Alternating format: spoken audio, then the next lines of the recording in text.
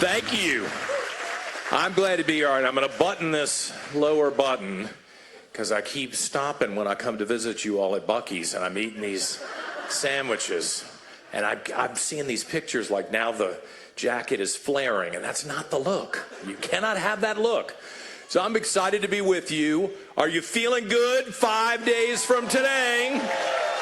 5 days from today. And not that anybody's counting, because I started this campaign on January 27th and haven't taken a day off yet. So I'm looking forward to November 5th, because I really do think, looking at the polls and looking at the crosstabs and calling all of my little meddlesome friends in New York and Washington who really live and breathe this stuff, we're on the verge of a big sweep here in Virginia if you turn out. And we are putting in the work. We are putting in the work. I was in Fredericksburg this morning, and this lady came up and said, "You look like you're dressed for a funeral." And I said, "Well, I am. It's my uncle's funeral today, and I was going to take half the day off to go speak at his funeral. My family, my only uncle, he passed away about 2 weeks ago, and we finally got everybody together. And today was the day at noon to have the funeral.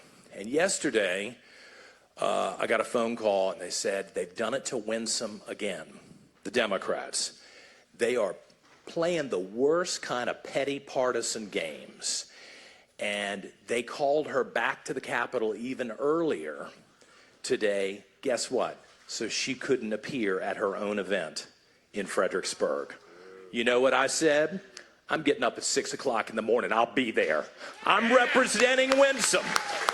I'm representing the Republican Party. I will not let the Democrats continue with this petty partisan nastiness. Everybody knows why they're doing it. They're trying to get Winsome off the campaign trail. They're trying to kneecap her and prevent her from actually seeing people in person, up close, shaking hands in the last few days before the election. Now, I'm a Virginian. I don't know about you. I grew up here. And I'll fight. And, you know, I'm a Republican. I have no problem having an argument with somebody, but I play fair with everybody. With everybody. And this is unfair, what the Democrats are doing. And I hope that Virginians who may not wear a red jersey, who may not see themselves as a Republican, will look at this and say, I see what this is. This is the kind of politics we don't want in the Commonwealth. Now, I admit, we're not going to agree on everything. Totally fine. Totally fine not to agree on everything. It'd be a boring place, I guess, if we all agreed on everything.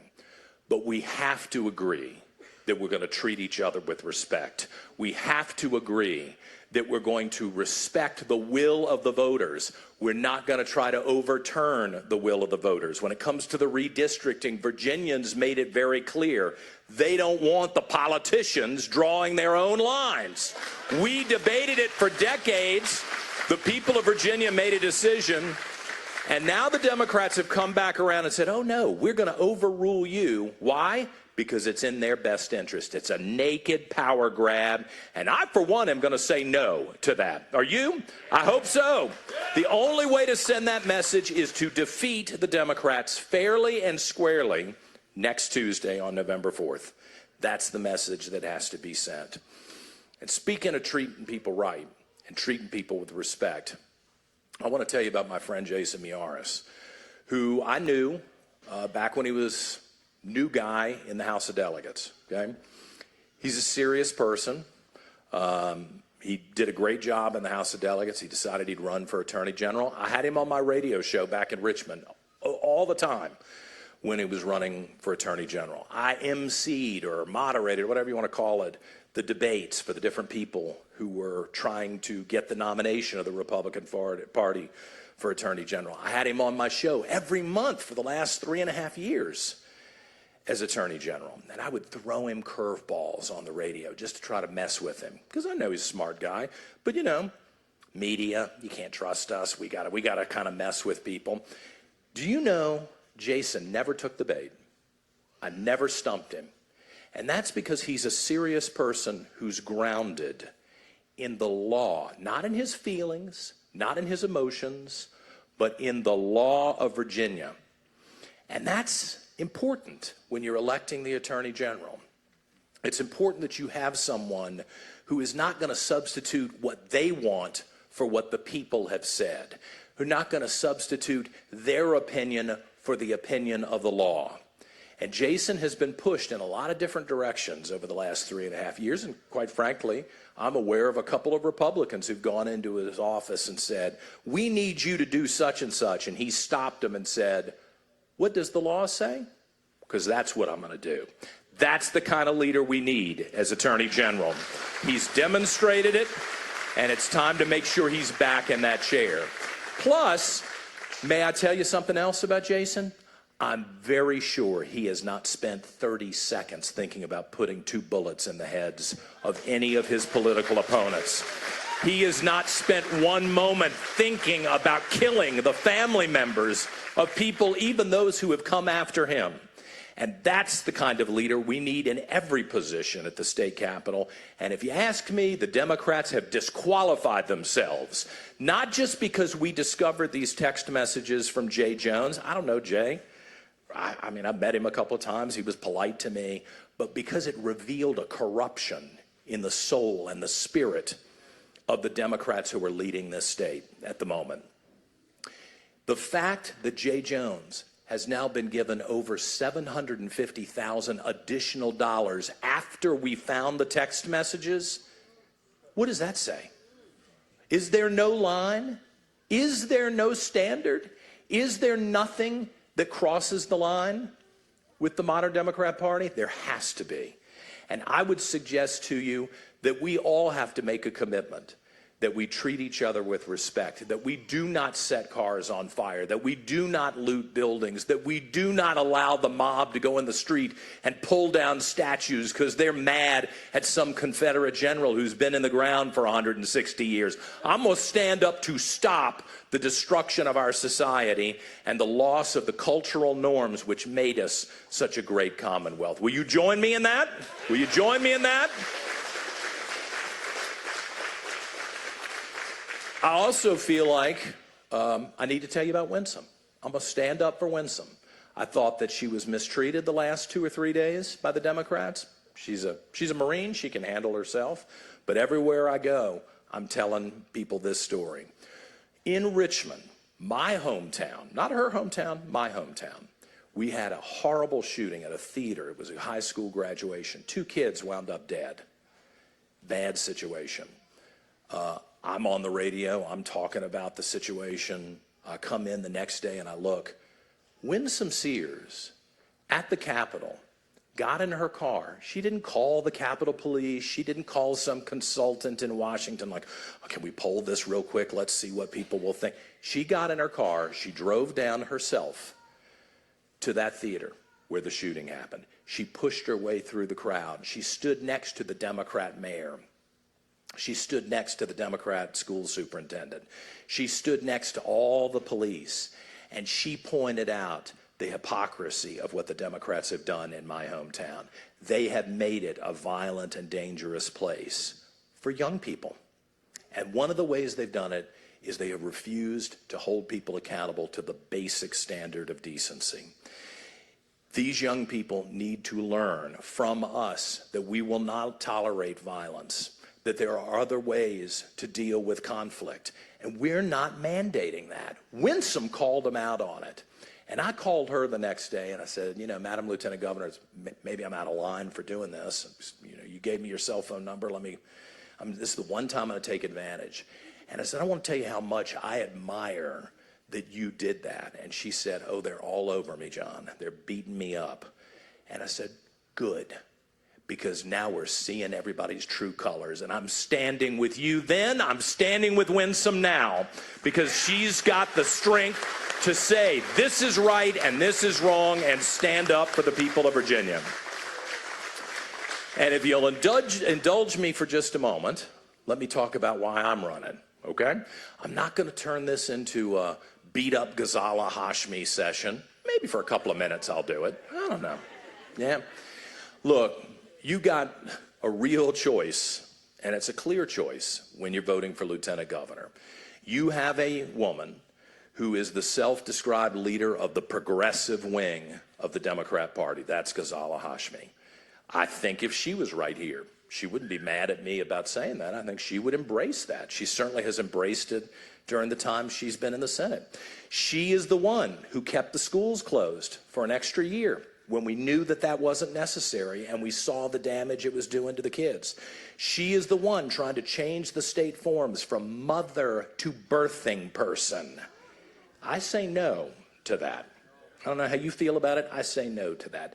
She's the one who is pushing the legislation to say that it's fine if boys want to compete in girls' sports. I say no. My sister was an athlete in high school. She went on to row crew at Clemson University in South Carolina. She's a better athlete than I ever was. You think her brother at the age of 54 is going to let anything happen in this state that's going to prevent the next generation of young female athletes from achieving their true potential? I say no to that.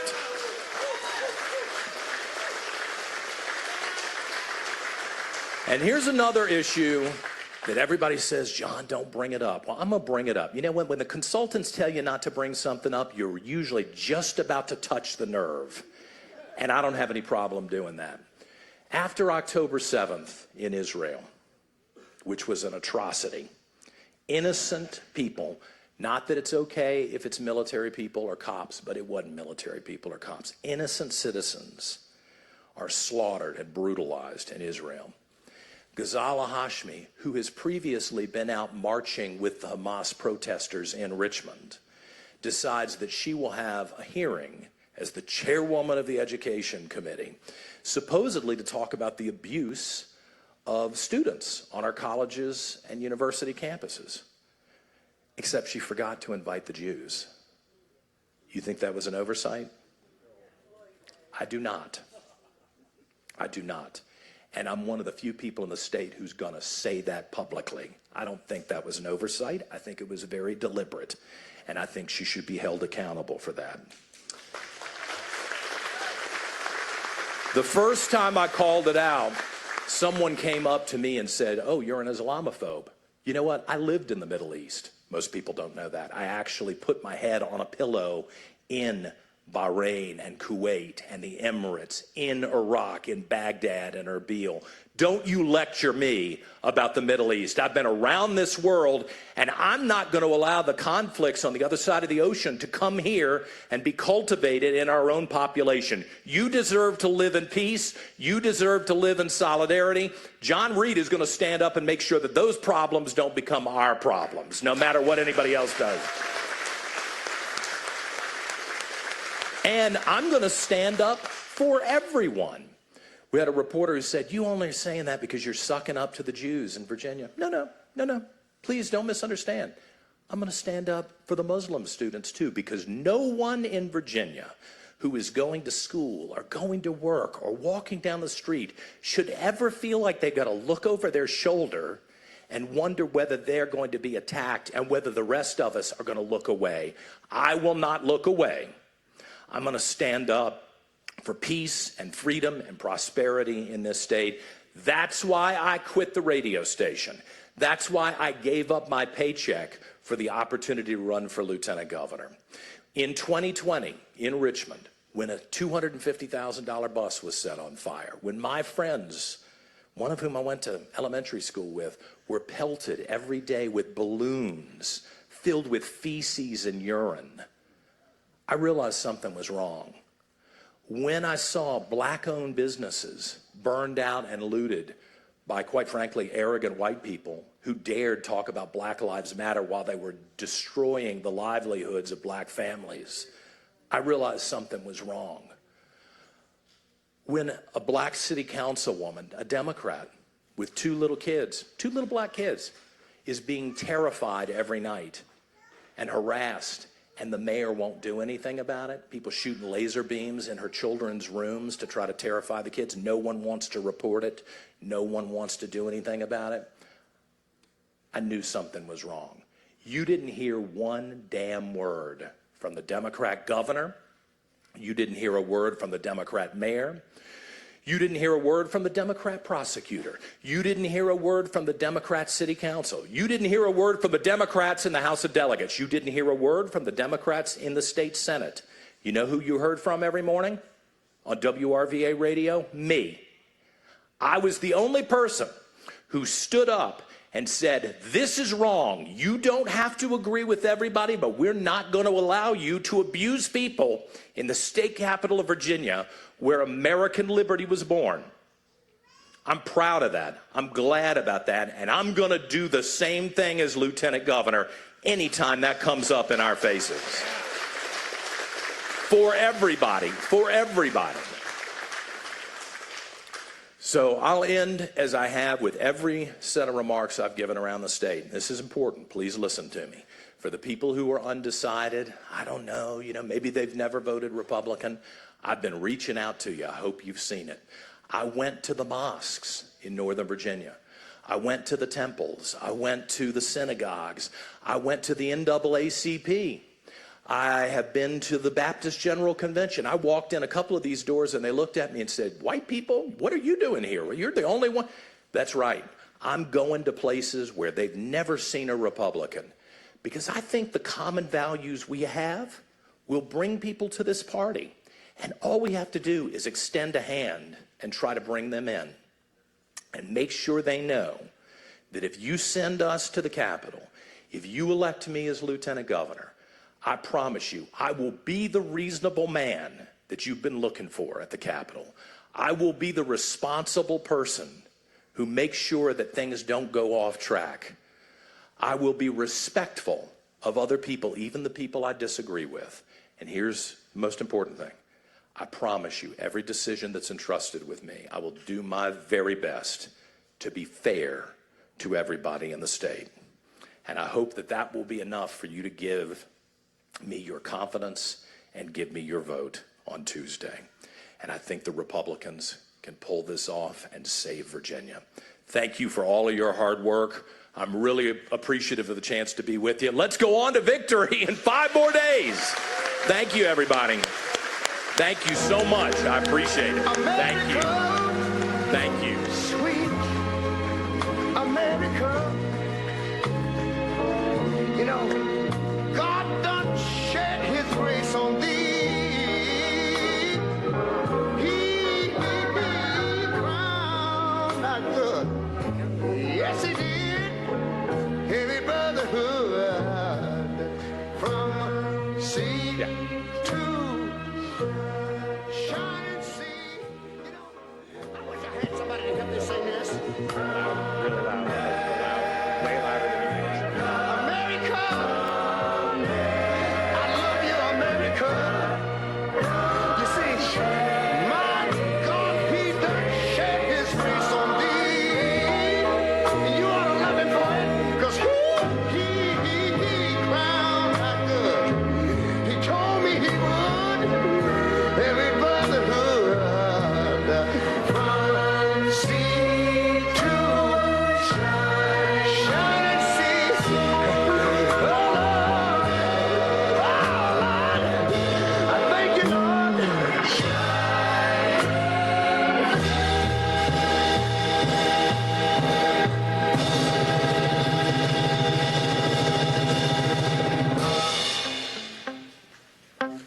Please welcome our current Lieutenant Governor and the next Governor of the great Commonwealth of Virginia, Winsome Earle-Sears, and her husband, Mr. Terry Sears. Ain't nobody worried. Ain't no smiling faces. No, lying to the races. Help me. Come on. Somebody help me now. I'll take you there. Help me, y'all. I'll take you there.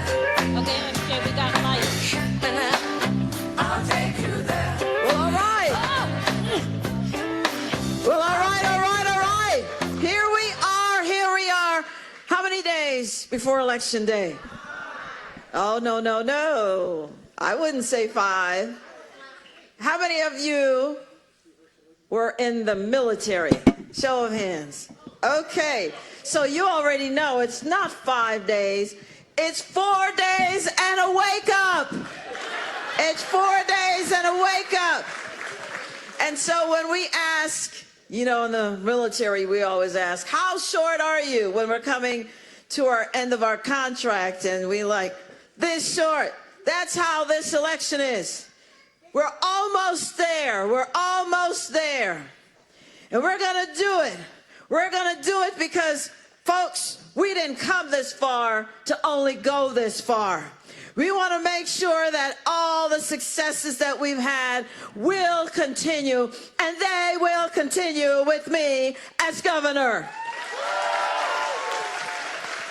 And they will continue with John Reid as lieutenant governor.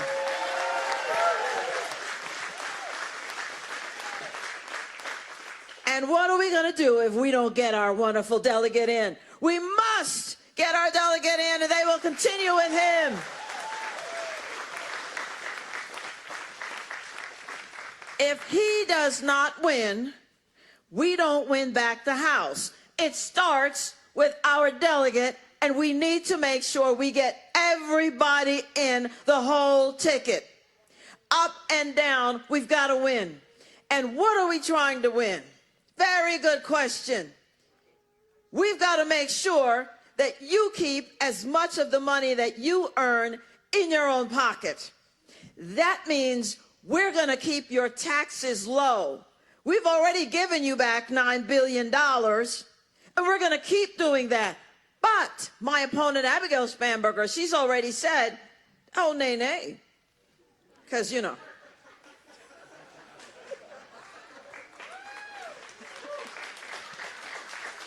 You have to forgive me. You see, I'm all dressed up because I just came from the Senate, where we speak in very old English terms.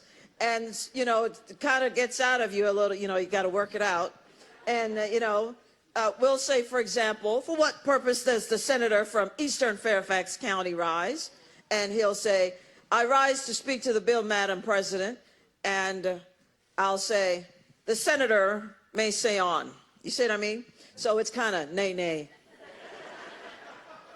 I got to work it out of my system. Listen, you got to have fun in this job. Otherwise, you know, it'll drive you to drink, I think.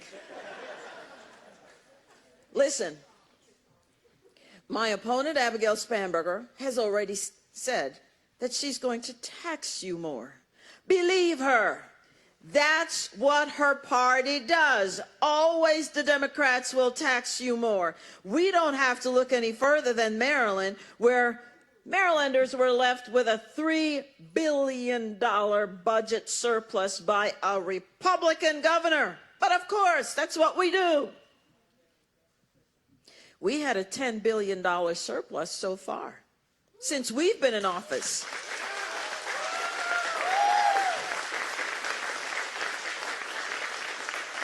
But guess what? In Maryland, folks, with a Democrat governor, they are now, he's only been in office 2 years, they are now $3 billion in the hole. In the hole. And guess what he did to plug that hole? Did he cut government programs that are not working because you already have 10 of them, and my God, 10 of them we don't need because this 5 are doing just fine and those are just wasting the taxpayers' money? Did he do that? No. He kept all those programs and added some more, and then he taxed the people, taxed the Marylanders. And here's the problem. Some of those people, he couldn't have taxed them until the Democrats in the legislature agreed to it. And Democrats control the whole shebang there. So they taxed them, and then those business owners who are Democrats started moving their businesses to Virginia. And the question was, well, why are you doing it? Wait for it. They said, because the taxes are too high. But you just voted for those taxes. But we're not complaining. You know what we're going to do? I think we should put up a billboard between us and Maryland, facing Maryland, that says, bring your business to Virginia where the taxes are low. That's what we should do.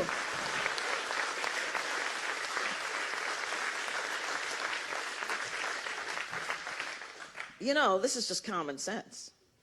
It really is just common sense. But I'm talking to people sometimes, and I remember, you know, like one time I'm talking to somebody and I'm looking at a chair, and the person would be like, well, that's a tree that hasn't reached its potential.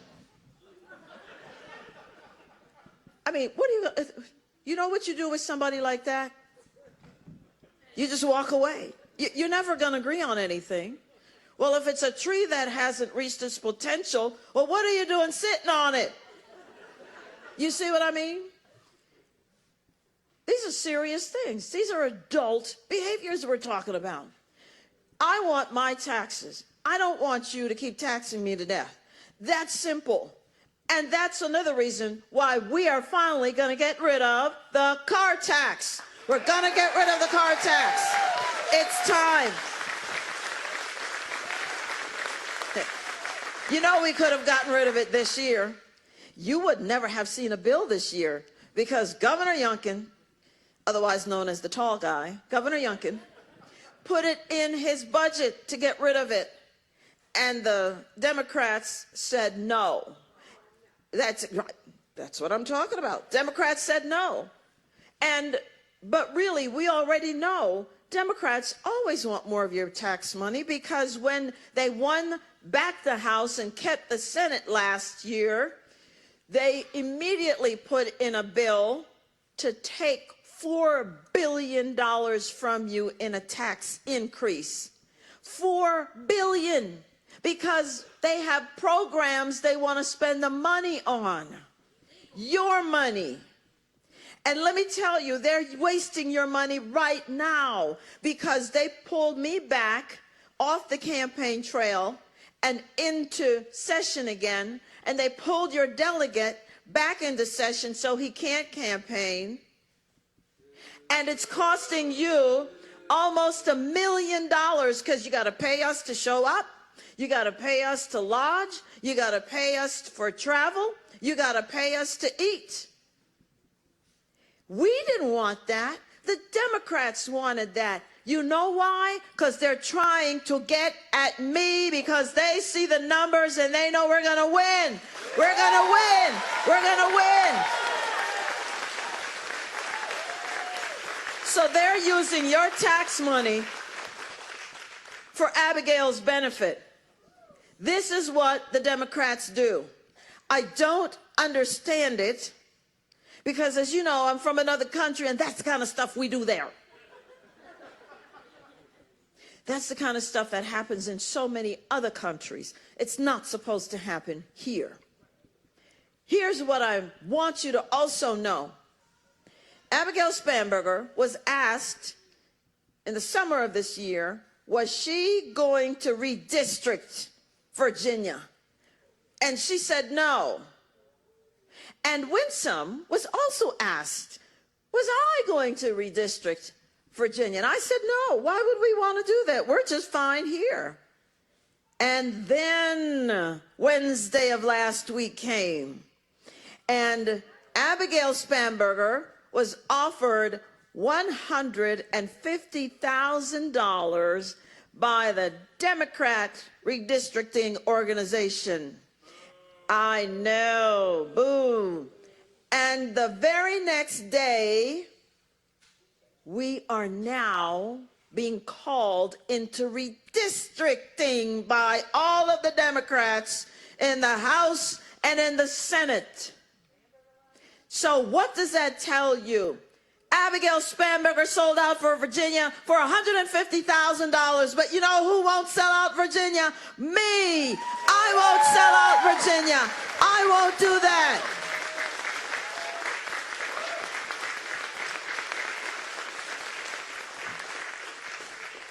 Because you see, I left politics 20 years ago, and I've now come back. You think I've learned a thing or two? Yes. And that is, I don't like mealy-mouthed people talking to me. I want you to give it to me straight. Just tell me how you're going to be. Tell me how you're going to vote, and I will make the decision if I want to vote for you or not. I don't have time for nonsense. But that's what Abigail is doing. You know, the same thing happened when I was running for lieutenant governor. My then opponent said she was not going to take money from a certain company. And then, lo and behold, we discovered she had taken $100,000 from that company. And when she was asked, why did you do it when you said you weren't going to? She said, because I need the money. Well, politicians are always going to need the money. That means she couldn't be trusted. And for $100,000, and apparently the price has gone up. My opponent, Abigail, $150,000. $150,000. It is kind of low, isn't it? The problem that I see with that is if you will sell us out when you know we're going to find out very quickly, what will you do, Abigail, behind closed doors? No, excuse me, I'm sorry. Abigail, what will you do behind closed doors when we can't see?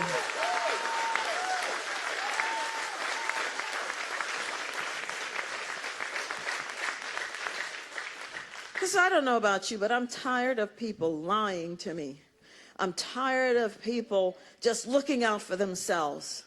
And we can do politics a lot better than this. We really can. Here's something else. So we've talked about taxes and we've talked about some money. You know, we want to make sure that we keep our law enforcement right with us. We need law enforcement. We need Department of Corrections personnel. We need to be safe. Do we have any realtors in the house? All right. Realtors would tell you when people are buying a house, they want to know, what is the crime rate like in the neighborhood? You know who else wants to know that? Businesses, job creators. When they come to Virginia, they want to know, what is the crime rate like in Virginia? And by the way, is anybody getting prosecuted if they steal our inventory? If they break into our business? They want to know these things. But you know who's soft on crime? Abigail. Because Abigail voted to keep our borders open. And so drugs came across. Fentanyl, which was killing so many Virginians every week. Child sex trafficking came across. Folks came across, we didn't even know who they were because they didn't have any documents. And you know, I went to the border myself because I wanted to see, because the media told us, you know, the nightly news that we saw people streaming across, don't believe it. They're not really doing that. No, your eyes are fooling you. So I wanted to see. And let me tell you, the people of Texas, we owe them a debt of gratitude because they spent $15 billion of their own tax money to protect us. Money that the Biden administration never returned to them. Never. Can you imagine you and your tax money being used to protect the border? Isn't that a federal function? Exactly. The border of Texas is as long as from Atlanta, Georgia, to Portland, Oregon. That's how long it is. And the people of Texas took it upon themselves to do that for us. And when I went down there, you know, I could see why people want to come to America because, you know, I'm an immigrant myself to this great country. And when I look across, Mexico is there, and here I am standing, and the Rio Grande River is, you know, between us, and I'm looking at the American flag on the flagpole. Beautiful. Put up there by a Marine. I'm just saying. Put up there by a Marine. And I'm looking at it. Tears came to my eyes. Because I know the opportunities that are here in America. I know why they were throwing their children over the fence, literally planting them in the soil. Because they know if they can just put a foot on American soil, the trajectory of their lives will go like this. Because that's what happened for me and my father. The only difference was My father had to wait in line. My father had to prove that he was not going to be a burden on the American people. My father had to prove that he would be able to take care of himself and then take care of me without any government assistance. My father had to prove all of this before he was let into this wonderful country. And that's all we're saying. That's not a bad thing.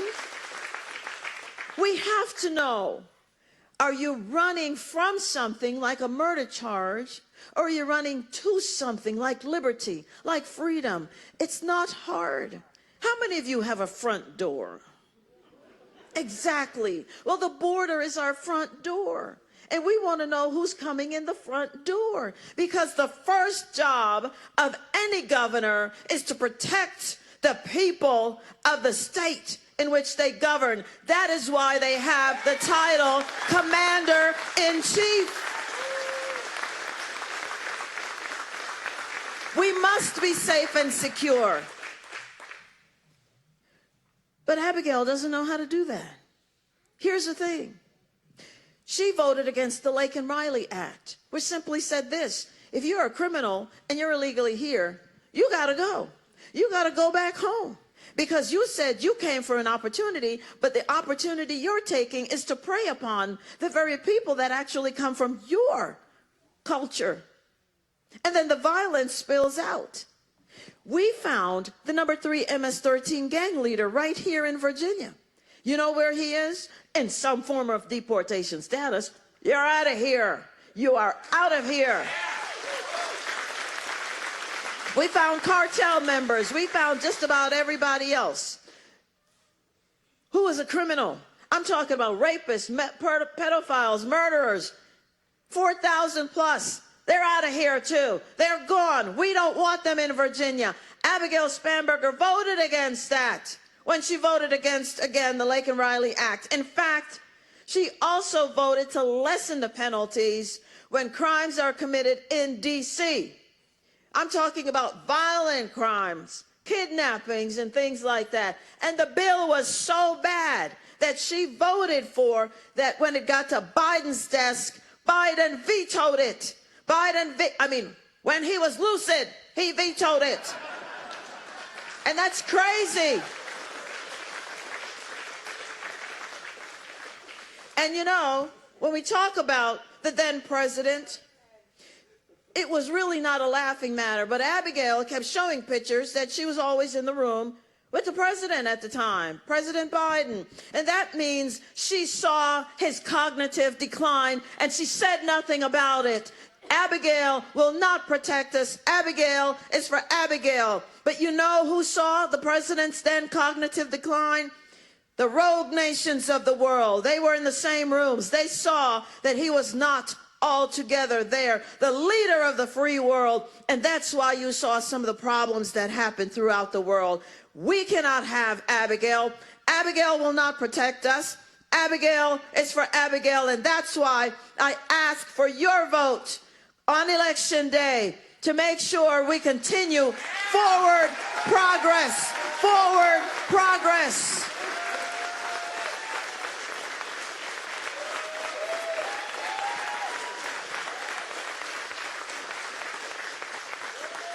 So we've talked about taxes and public safety, and, you know, we want to make sure, again, we keep our law enforcement. That's why, again, I have more than 80 plus sheriffs all over our great Commonwealth who are supporting me. And it's more than anyone has ever had historically. And, you know, when Governor Youngkin was about to talk about that, and he said, and Winsome sheriffs, and I was about to say something, and he said, I got this, Winsome. And it was because he knew I was about to say, Governor Youngkin only had 50. I have 81. And they include Republicans, but yes, Democrats and independents too, because they know what time it is.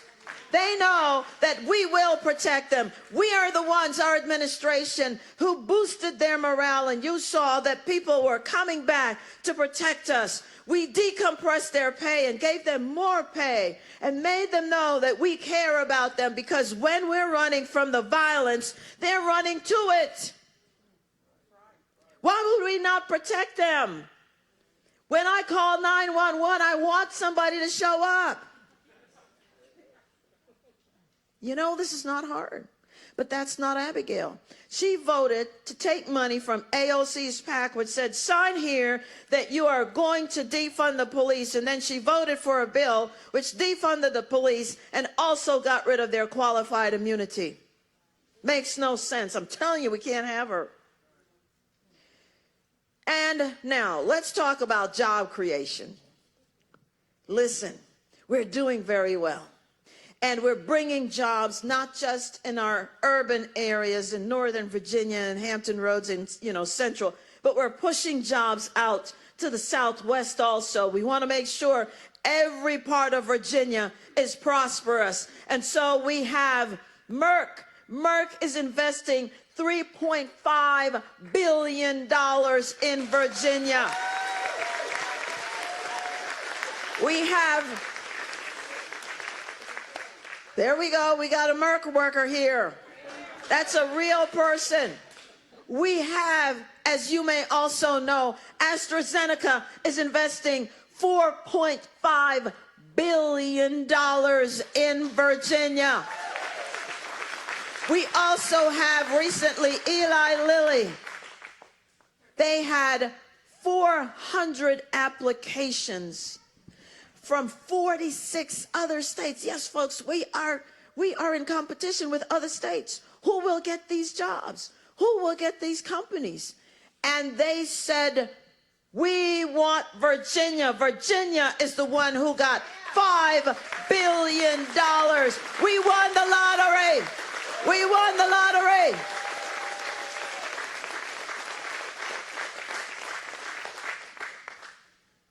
And we're also making sure that when it comes to energy, because we're talking about business still, that energy is where it needs to be.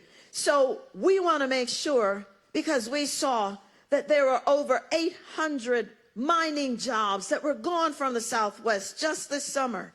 Folks, that cannot continue to happen. And you know who knows that now? Bill Gates. Did you see that yesterday Bill Gates has now said, well, this climate stuff, we're being too hasty on that. Let's talk about the quality of life. That doomsday stuff, that's way out there. Well, thank you, Bill.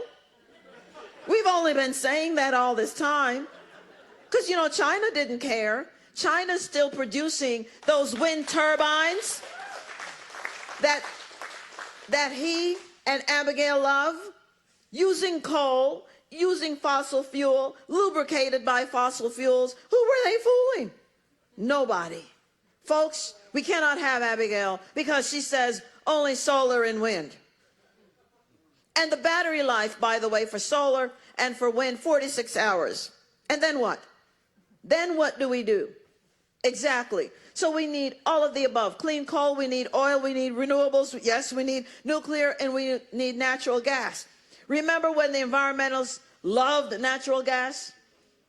Every bus was a natural gas bus, and suddenly not anymore. It's just solar and wind. I tell you what, let Abigail Spanberger solar and wind herself to California. Let her do that. That's what they want there.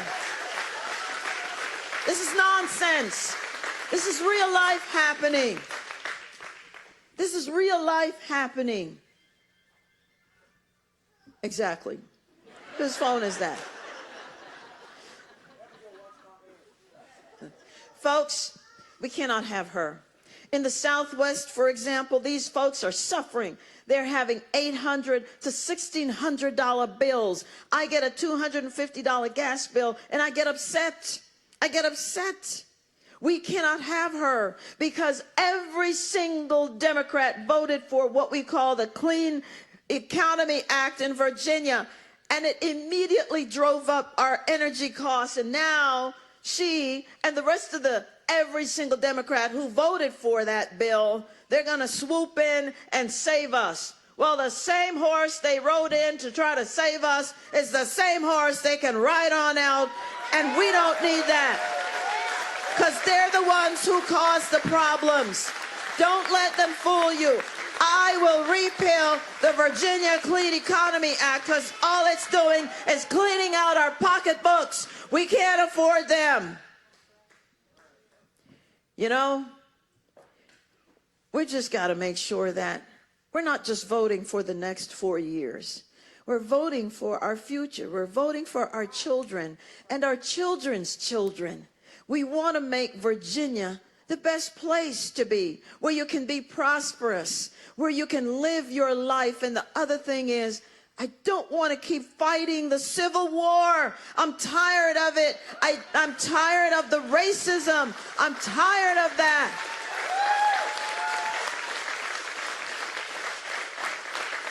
Because for me, racism is not a skin problem, it's a sin problem. That means we all have that issue. But some people, they keep fighting and putting black people against white people and etc. And I'm tired of fighting that fight. How else my father came to America at the height of the civil rights movement, 17 days before Dr. King gave his I Have a Dream speech. And here I am now, second in command in the former capital of the Confederate States. How is that possible?